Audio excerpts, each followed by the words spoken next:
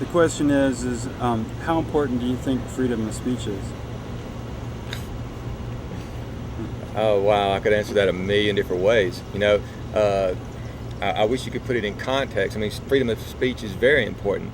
Recently, in the Soviet Union, they were coming down on the Soviet media, telling them that they can only do stories that have 50% of their stories have to be positive about the local government. Well, what's positive? What's a positive story? Even not about the government, they want just positive stuff. And the answer to that is stuff about Britney Spears and who's going to be on The View and Anna Nicole Smith and who's the father and Donald Trump and I know.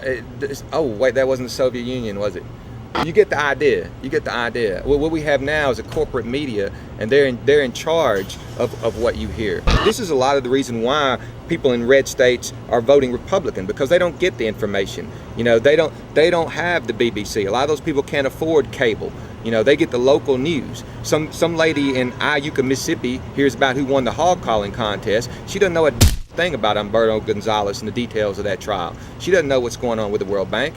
Have you tried to get a New York Times and Black Oak, Arkansas? Probably quite difficult. Freedom of speech is important, but I think freedom of the media would be more important, and they need to get the corporate hands out of it. There's about 6 people that own everything you see and hear and read nowadays in this country.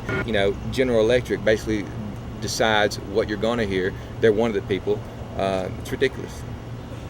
But I do have the freedom to cuss out the administration and say Karl Rove was the fucking devil, and Dick Cheney is it gets, and they don't give a damn about poor people. But they've got Jerry Falwell as a buffer to convince poor people that they do, and that it's all about abortion, while they've got their hands in their pockets stealing all the money they can. The Republicans think it's okay that we ship their jobs to India. That it's okay to ship jobs to India, because then that allows the goods to be made cheaper and Walmart to be able to purchase those goods cheaper, and then they could sell them to you cheaper. What the Republicans don't understand is I don't have the money to buy the goods from Walmart, no matter how cheap they are, because you sent my fucking job to fucking India. Way beyond terrorism. Well, it's hard. I mean, how can you have freedom of speech nowadays when you've got people who speak out against Bush, against the administration, and next thing you know, the Secret Service is knocking at their damn door. There was a kid in California, I think it was in the 8th grade, who gave an adverse opinion about the administration or something, and his teacher called the Secret Service, and they came and interviewed the kid. And had that been my kid, I would have interviewed the school teacher the next day. It wouldn't have been a good interview. We had a presidential election in what's the most powerful country on earth, and none of the network stations carried the conventions.